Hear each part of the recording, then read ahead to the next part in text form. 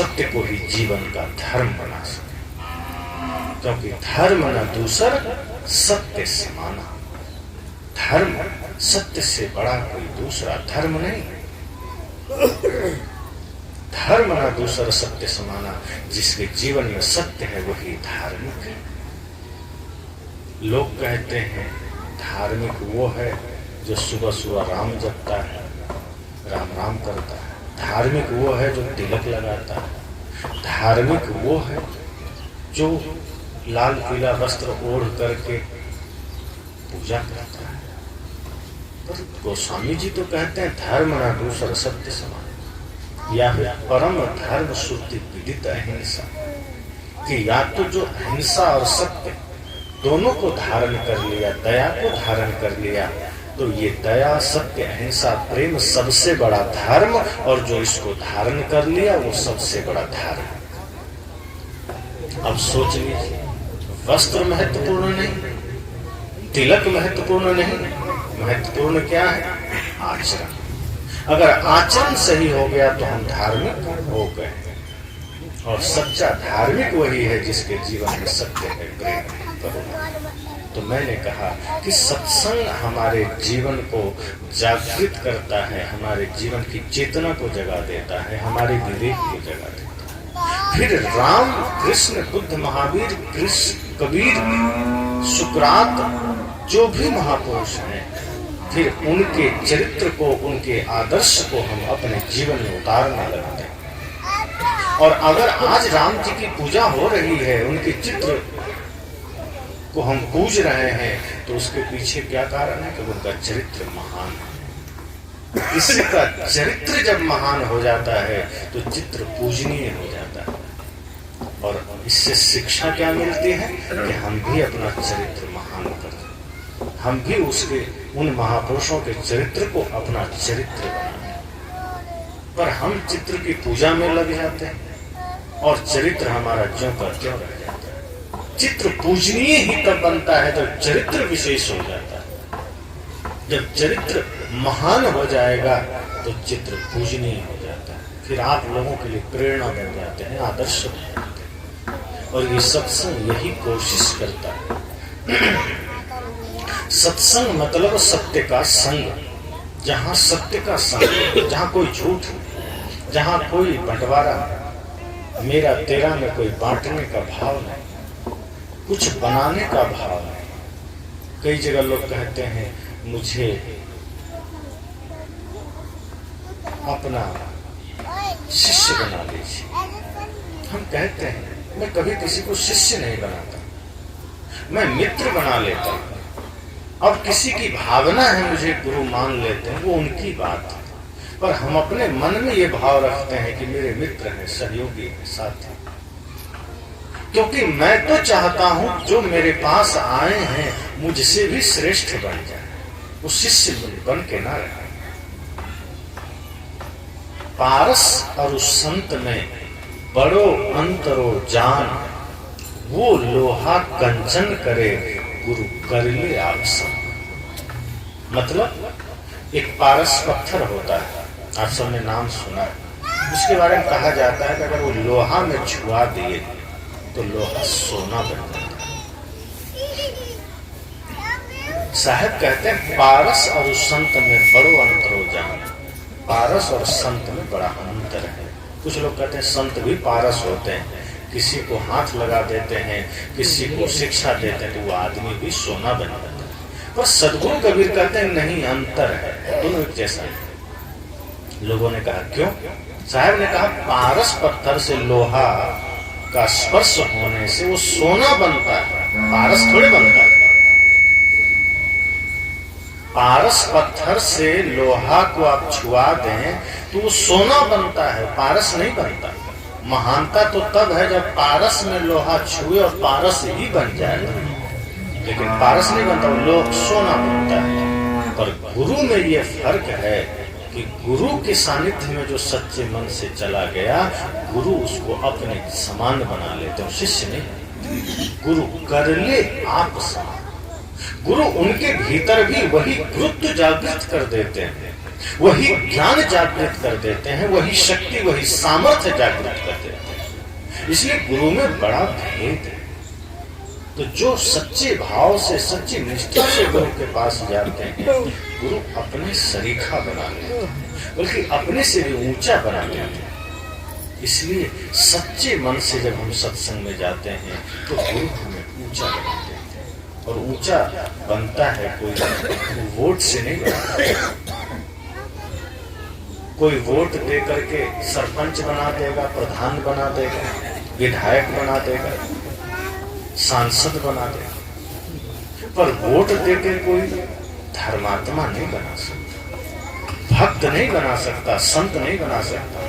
अब संत का भी चुनाव होने लगे कि चलो इस गांव का आदमी जिसको वोट दिया वही सच्चा संत माना जाएगा, ये हो। कोई धनपति आदमी आएगा, 1-1 करोड़ बांट देगा, वही संत बन जाएगा। संत पद में होते ही नहीं, संत आचरण में होता है। जिसका आचरण बड़ा है वो स्वाभाविक संत होगा। जिसका ज्ञान, जिसका आचरण, जिसका विचार बड़ा है वो संत होगा। वोट से संत नहीं बना।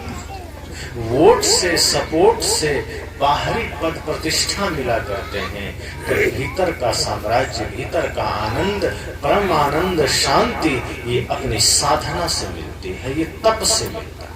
और जब हम तप करते हैं, गुरु भक्ति करते हैं, गुरु के सानिध्य में जाके साधना करते हैं, तो ऑटोमेटिक बिना वोट के ही हम अपने साधना, अपने तप से उच्च स्थिति पर पहुंच जाते हैं। इसलिए मैंने कहा कि सत्संग आपके भीतर की आंख को जगाता है, जिससे कि सत्य असत्य को देख सके, जिससे कि हम इस नश्वर शरीर में रहकर, इस नश्वर संसार में रहकर, स्वप्नवत संसार में रहकर हम सबसे मित्रता का भाव रख सकें, सबसे प्रेम का भाव रख सकें और अपने भाई के साथ प्रेम रख सकें, माता पिता का सम्मान कर सकें।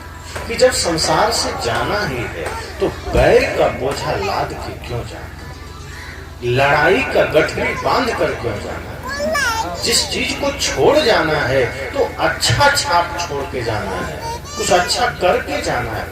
हम जीवन भर नफरत में बिता देते हैं, शिकायतों में बिता देते हैं, निंदा में बिता देते हैं, एक दूसरे में दोष देखने में बिता देते हैं, और अंत में यही सब गठरी हमारे साथ जाती है। साहब कहते हैं अच्छी बात है, जिस जगत से जाना है वहां से पाप की गठरी लाद के मत लो। ऐसा बनाइए स्वयं को कि पुण्य की गठरी साथ जा सके, ज्ञान का खजाना साथ जा सके, और आपका प्रभाव, आपका आदर्श आपके बच्चों पर पड़ सके। आप जाइए लेकिन अपने बच्चों को वो योग्यता देकर जाइए, वो संस्कार देकर जाइए कि फिर वो भी समाज का, राष्ट्र का नायक बन सके, सहायक बन सके। कभी भी सदैव सब लोग ध्यान रखें, आपका कोई कर्म समाज के लिए विध्वंस का कारण न बने, राष्ट्र के लिए विध्वंस का कारण न बने। सदैव ये कोशिश कीजिए कि मनसा वाचा कर्मणा, सदैव मेरा कर्म, मेरा जीवन, मेरे एक एक श्वासें समाज निर्माण में लग सके, समाज उत्थान में लग सके, राष्ट्र निर्माण में सहायक बन सके, विरोध में न जाए। और ऐसा कब होगा? जब सत्संग से जुड़ेंगे, सत्संग को साथ रखेंगे। अब सत्संग से जुड़ने का अर्थ क्या है? क्या गुरु से गले में माला ले ली तो सत्संग से जुड़ गए क्या? माला से जुड़, सत्संग से जुड़ना तब होगा जब मन सत जाए, जब ज्ञान हमारे विचारों में उतर जाए। ट्रेनिंग पहले जरूरी है, शिक्षा पहले जरूरी है, दीक्षा बाद की चीज है। पटना में था एक आदमी आया, कहा मुझे दीक्षा चाहिए। तो मैंने कहा ठीक है, आप कितने दिन से विचार बनाए हैं दीक्षा का? तो उन्होंने कहा 2-3 महीने से मैं आपको सुन रहा हूँ, तब से मेरी इच्छा है कि मैं आपको, आपसे ही दीक्षा लूं। तो मैं कहा ठीक, अगर ऐसा मन आपका मजबूत है, विचार मजबूत है, तो सुबह 8 बजे का समय रहेगा, मैं फ्री रहूँगा, आप आइए, फिर आपको माला दिया जाए। तो उन्होंने कहा माला हमेशा पहनना पड़ेगा? मैंने कहा अभी आप रुक जाइए, अभी आप दीक्षा मत लीजिए। इतनी ही बात पर मैंने दीक्षा रोक दी। उन्होंने कहा क्यों? मैं कहा जब सवाल पैदा हो गया कि माला हमेशा पहनना पड़ेगा, क्या इसका मतलब आपकी तैयारी पूरी नहीं? गुरु का दिया हुआ प्रसाद अगर किंतु लेकिन परंतु में आ गया, मतलब आपकी तैयारी अधूरी है, फिर आप दीक्षा के पात्र हैं। इसका मतलब अभी आप शिक्षा के पात्र हैं, अभी आप शिक्षा और जिस दिन आपकी शिक्षा पूरी हो जाएगी, आप अहोभाव और सौभाग्य समझेंगे कि गुरु का आशीर्वाद मुझे गले में मिला और मैं इसको सदैव साथ रखूं। आप दुनिया भर का चैन, सिकड़ी, लॉकेट गले में डाले दिखाते हैं लोगों को, देखो मैं सोने का पहना, जो छूट जाएगा। गुरु का दिया हुआ वो दिव्य माला जो उससे भी कीमती है, धन में जरूर वो ज्यादा होगा, पर आध्यात्मिक दृष्टि से माला से ज्यादा कीमती कोई चीज नहीं जो गुरु देते हैं। तो जिस दिन आप उसके महत्व को समझ लेंगे, फिर आप, और वो ऐसा इसलिए बोले कि लोगों के बीच रहेंगे थोड़ा सा शर्म लगेगी, गले में माला पहना। मैंने कहा लोगों को नशा करने में शर्म नहीं आता, गाली देने में शर्म नहीं आता, शराब पीने में शर्म नहीं आता, जुआ खेलने में शर्म नहीं आता, लेकिन तिलक लगाना हो तो शर्म आती है, गुरु का माला पहनना हो तो शर्म आती है, ज्ञान का शब्द बोलना हो तो शर्म आती है। दुर्भाग्य है, शर्म आनी चाहिए गलत करने में, शर्म आनी चाहिए झूठ बोलने में, शर्म आनी चाहिए नशा करने में, शर्म आनी चाहिए किसी का अपमान करने में, लेकिन तब तो आप बड़े सीना ठोक के करते हैं। लेकिन जहाँ धर्म की बात है, जहाँ जीवन के सत्य को उजागर करने की बात है, जहाँ और आपको गर्व से तिलक धारण करना है, माला धारण करना है, वहां आप कह रहे हैं माला हमेशा पहनना पड़ेगा। भी आपको चाहिए कहीं नहीं मुझे दे दीजिए, तो अब आपको नहीं मिलेगा, अब आप बाद में लीजिएगा और आश्रम पर आके लीजिए। जिस दिन पूरी तैयारी हो जाएगी, क्योंकि मैं शिक्षा में ज्यादा विश्वास रखता हूँ, दीक्षा तो बात की चीज है, खुद हो जाएगी। जैसे कोई पुलिस में, सेना में जाते हैं तो जाते ही वर्दी थोड़े दे देते, पहले ट्रेनिंग होती है। जब ट्रेनिंग में आप परफेक्ट हो जाते हैं तो वर्दी तो मिल ही जाती है, वर्दी भी जरूरी है। लेकिन जिस दिन गए और वर्दी दे दिया, फिर आप उस वर्दी का महत्व तो नहीं जानते। वर्दी का बड़ा महत्व है। पुलिस के पास भी वर्दी है, आर्मी के पास भी वर्दी है, थोड़ा मोड़ा विभाग भी एक ही जैसा है, लेकिन दोनों में धरती आसमान का अंतर हो जाता है। डॉक्टर के पास भी वर्दी, वकील के पास भी वर्दी, ड्राइवर जो है उसके पास भी वर्दी, ट्रेन और प्लेन के ड्राइवर उनके सबके वर्दी, सबका अलग अलग ड्रेस, सबके मानसिकता, सबके आचरण में फर्क पड़ जाता है। आर्मी का ड्रेस किसी के पास है तो आप देखते ही हृदय में एक सम्मान और अभिवादन का भाव जागृत हो जाता है। क्यों? क्योंकि उस वर्दी के पीछे जो उसकी ट्रेनिंग है, जो भाव है, वो राष्ट्र की सीमा की रक्षा का है। वो जाते ही वर्दी लेके खड़ा नहीं हो गया, क्योंकि वर्दी कुछ संकेत करती है। तो वर्दी बड़े ही तप, बड़े ही साधना और बड़ी तपस्या के बाद मिली। डायरेक्ट मिल जाए तो कोई महत्व नहीं समझेगा, इसलिए जब वर्दी ट्रेनिंग के बाद मिलती है तो उसका एक अलग गरिमा होता है। अब जैसे कोई वर्दी का महत्व, इसलिए एक आदमी का माला नहीं लेंगे तो क्या काम नहीं करेंगे, तो वर्दी का और चिन्हों का बड़ा महत्व होता है। डायरेक्ट ले लेंगे तो शायद कोई मतलब का नहीं होता, प्रक्रिया से लेंगे तो अर्थ होता है। जैसे वर्दी का महत्व इसलिए होता है कि कोई आर्मी का जवान है, सेना का, आप उसको धोती कुर्ता तिलक लगा के और माला पहना के खड़ा कर दीजिए बॉर्डर पर, गोली नहीं चला पाएगा। धोती कुर्ता पहन के, तिलक लगा के, माला पहन के, हाथ में आरती की थाल लेके पूजा करेगा, वो भाव से हो जाएगा, भाव बदल जाता है। जो कोई भी यहाँ सेना में, पुलिस में होंगे, आप खुद अनुभव करते हैं। आप ड्रेस हटा दीजिए, आपका भाव थोड़ा अपने आप में ही चेंज हो जाता है कि जैसे आप वर्दी में आ जाते हैं, रौब आ जाता है, थोड़ा गर्मी बढ़ जाती है, ठंडी भी है तो लगेगा हल्का सा गर्म महसूस हो रहा है। तो ये वर्दी का कमाल होता है। लेकिन वर्दी जब बिना समझदारी और बिना ट्रेनिंग के मिल जाए तो गड़बड़ भी होता है। डॉक्टर की वर्दी में किडनियां बेच दी जाती है, वकील की वर्दी में झूठ को गलत, सच और सच को झूठ कर दिया जाता है। ये भी खेल चलता है। तो इसलिए मैंने कहा कि जब गुरु से हम पहले शिक्षा लेते हैं तो एक समय ऐसा आता है कि दीक्षा, वो बाहरी चीज है। लेकिन सदगुरु कबीर जो यथार्थ में बात रखते हैं वो यह रखते हैं कि माला तो कर में फिरे, जीव फिरे मुख माहि, और मनुआ तो 34 फिरे, ये तो सुमरन है। कि आप माला गुरु से ले लिए, हाथ में चल रहा है, और मन क्या हो रहा है, दुनिया भर में चक्कर काट रहा है। आंख बंद है, राम राम गुरु, और मन बाजार का चक्कर काट रहा है। साहब कहते फिर ये सुमिरन हुआ है। असली सुमिरन क्या है कि हाथ में माला हो ना हो, मन आपका अपने हाथ में होना चाहिए, मन आपका अपने नियंत्रण में होना चाहिए। जिस दिन मन अपने वश में हो जाएगा, मन अपने नियंत्रण में हो जाएगा, समझ जाए आपका सुमिरन हो गया। तो बहुत सौभाग्य का समय होता है जब सत्संग मिलता है। गुरु का दर्शन साधारण बात नहीं होता, संतों का दर्शन साधारण बात नहीं होता। गुरु का दर्शन, गुरु का सत्संग और यथार्थ सत्संग जब मिले, जीवन में अहोभाग्य से कोई न कोई हमारा पुण्य उदय हुआ जो संतों का सानिध्य मिला। और सौभाग्य है, संकल्प यह लेना है कि अब हमें इस पर चलना है, सुनना ही नहीं। इधर से सुने और कहीं इधर से निकल गया तो फिर बेकार।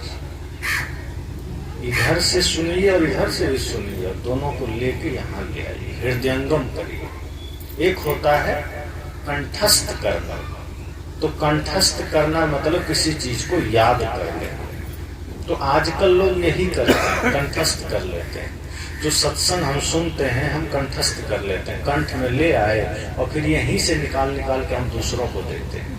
हाथ में तंबाकू भी रगड़ रहे हैं और सत्संग भी बोल रहे हैं। तो एक ये होता है।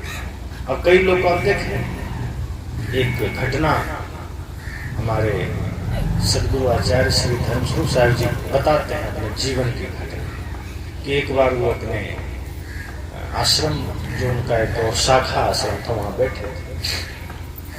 तो एक भक्त आदमी जो उन्हीं का शिष्य था, संयोग से उस सुबह निकला, हनुमान चालीसा का पाठ करते जा रहा था और हाथ में से तंबाकू रगड़ते जा रहा था। तो साहिब की नजर उस पर पड़ गई। तो जहां वो बैठे थे वहां से सड़क ऐसे आती थी और उधर मुड़ जाती थी, मतलब उनकी नजर साहिब पर नहीं पड़ी जो आदमी तंबाकू रगड़ रहा था, और वो साहिब का ही शिष्य था, भक्त था।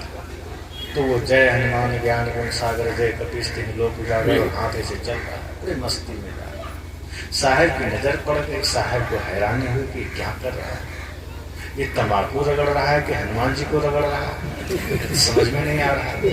तो साहिब ने कहा, कौन हो जी? आवाज थी, हाथ तो उसका आगे था। उसको लगा साहिब ने देखा, वो घूम गया, कहा जी मैं, और हाथ पीछे कर ले। और साहिब पर नजर पड़ी तो दोनों हाथ पीछे करके उधर ही बना बनाया माल फेंक दिया। फिर हाथ आगे किया, जी मैं। साहिब ने कहा, जाओ काम हो गया।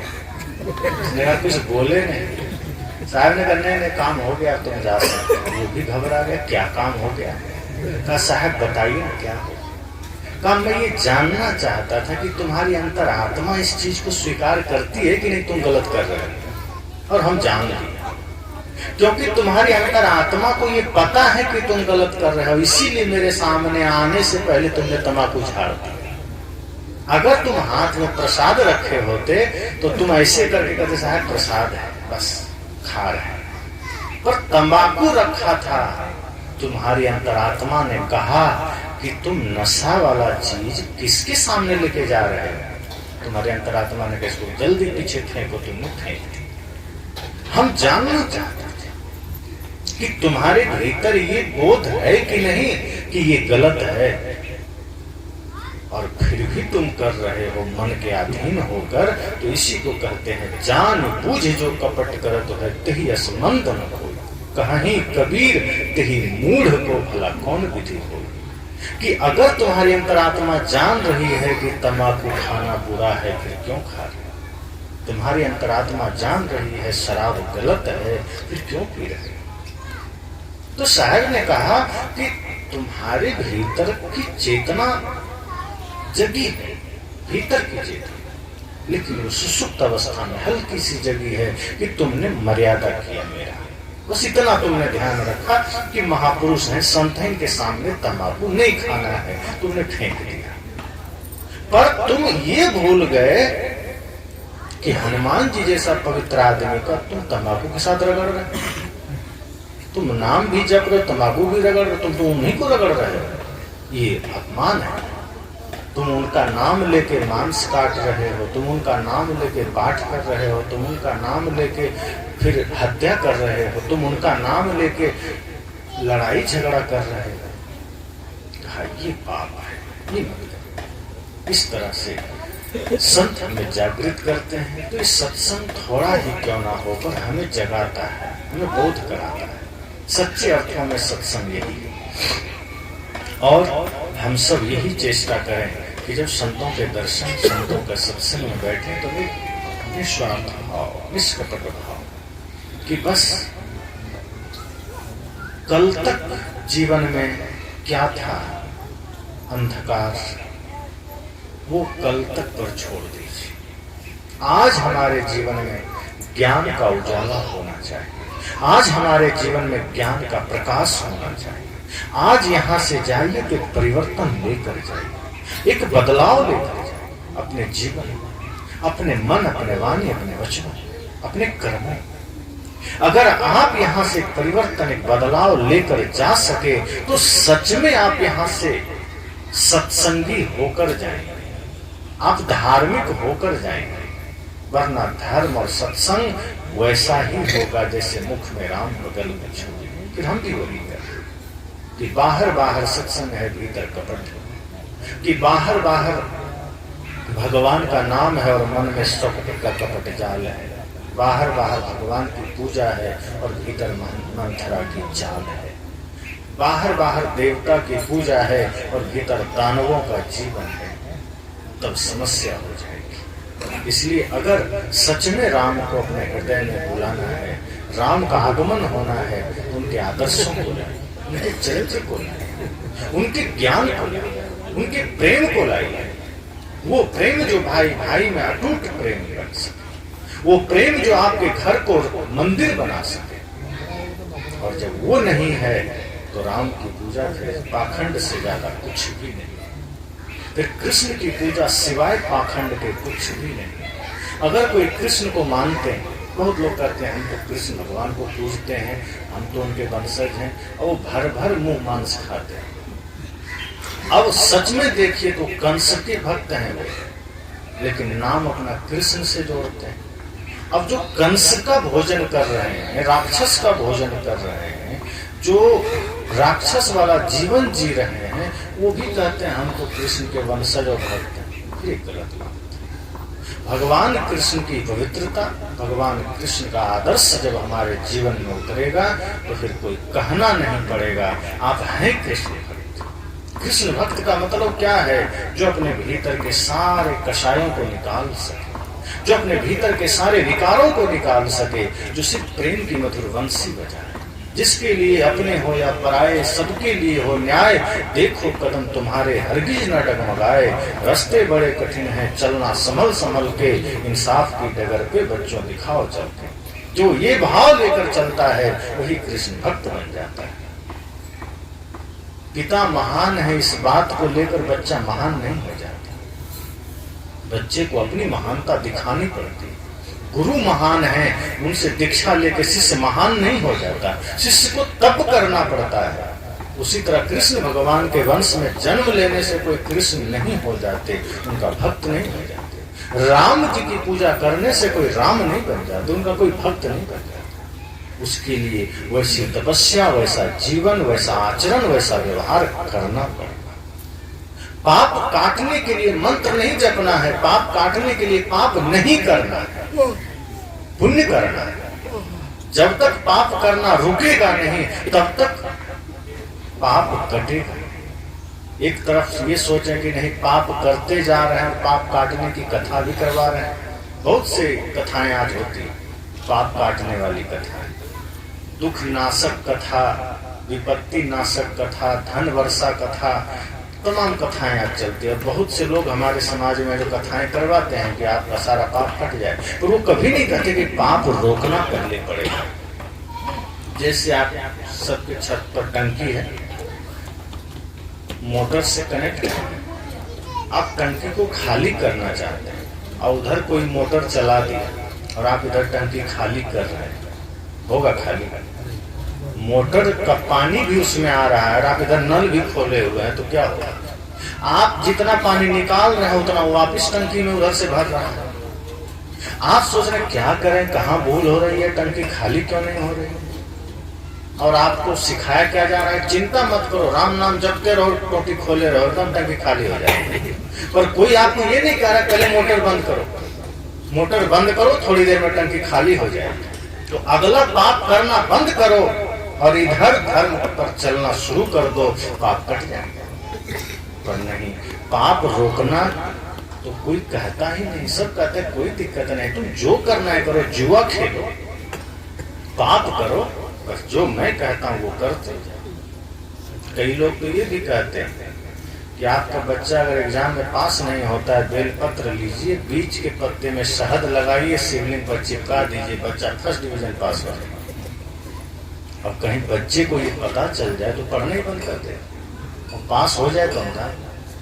कोई यूपीएससी की तैयारी कर रहा हो, उसको कहिए रोज एक बेलपत्र चिपकाओ शिवलिंग, क्या करेगा?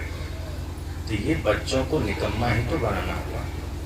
श्रद्धा से पूजा कर लिया कोई बात नहीं, पर ये कह देना कि पास हो जाएगा, इसका मतलब वो उसकी संभावनाओं पर पत्थर मार दिया कि जो बच्चे तपस्या कर सकते थे, जो बच्चे मेहनत कर सकते थे, उसकी संभावनाओं को आपने बेलपत्र लगा के चिपका दिया, बंद, बस कुछ मत करो, हो जाओगे।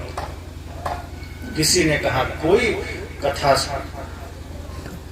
सत्संग, कोई ध्यान, कोई धर्म की जरूरत नहीं, कोई सत्य हिंसा प्रेम की जरूरत नहीं, तुलसी का लकड़ी मरते समय अस्थि के साथ वहीं चिता में डाल दो, सारा पाप कट जाएगा, सीधे स्वर्ग चला जाएगा।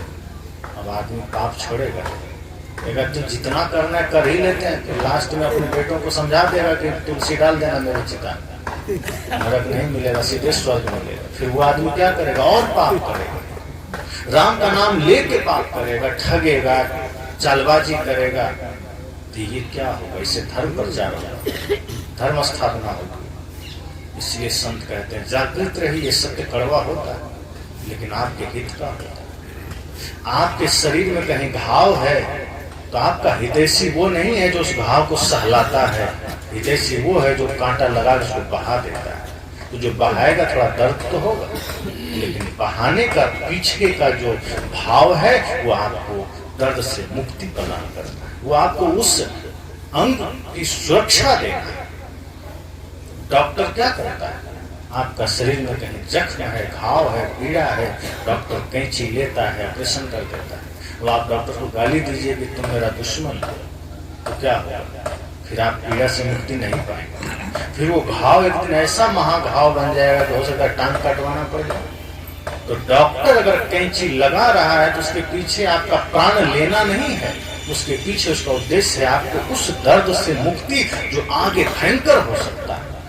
जो गुरु, जो संत आपको यथार्थ बोलते हैं, डंके की चोट पर बोलते हैं। कई बार हमारी कुछ मान्यताओं पर थोड़ी प्रहार हो जाती है, कई बार हम आडंबर के अधीन होते हैं, उस पर चोट हो जाता है, दर्द हो जाता है, पर ऐसा नहीं। संत सदैव हितैषी होते हैं, जो आपके संसार के प्राणी मात्र का हित चाहते हैं। इसलिए सदगुरु कबीर हमारा हित चाहते हैं कि आप अपने कर्मों को जब सुधार लेंगे, अपने मन को पवित्र कर लेंगे, तो समझ जाइए कि आपकी सेवा, आपकी पूजा, आपकी तपस्या हो गई, आपका यज्ञ हो गया। और सिर्फ बाहर यज्ञ चलता रहे और कर्म सही नहीं किया तो कोई यज्ञ नहीं हुआ, कोई सत्संग नहीं। यही सत्संग चल रहा है। एक बालक यहाँ से संकल्प ले कि आज से हम माता पिता की सेवा करेंगे, तो माता पिता भी खुश होंगे और उसका मन भी पवित्र हो जाएगा और वो भी धर्म का ध्वज थाम लेगा। लेकिन एक बालक संकल्प ले कि हम माता पिता के फोटो पर अगरबत्ती घुमाएंगे और माता पिता को रोज एक लात मारेंगे, तो अगरबत्ती तो घुमाया लेकिन वो जुआ खेल रहा है, शराब पी रहा है, लड़ाई कर रहा है, माता पिता को लात मार रहा है, तो माता पिता उसको आशीर्वाद देंगे? नहीं देंगे। पर एक जो आज्ञा पालन कर रहा है, जो उनके आदर्शों की रक्षा कर रहा है, जो उनकी मर्यादा की रक्षा कर रहा है, जो कुल के गरिमा का ध्यान रख रहा है, माता पिता ही नहीं समाज भी उससे खुश होगा। तो असली पूजा, असली सत्संग वही कर रहा है जो अपने मन को निर्मल बना लिया है, जो अपने मन को पवित्र बना लिया है, जो अपने कर्म को शुद्ध बना लिया है और जो मानवता की सेवा में लग गया है।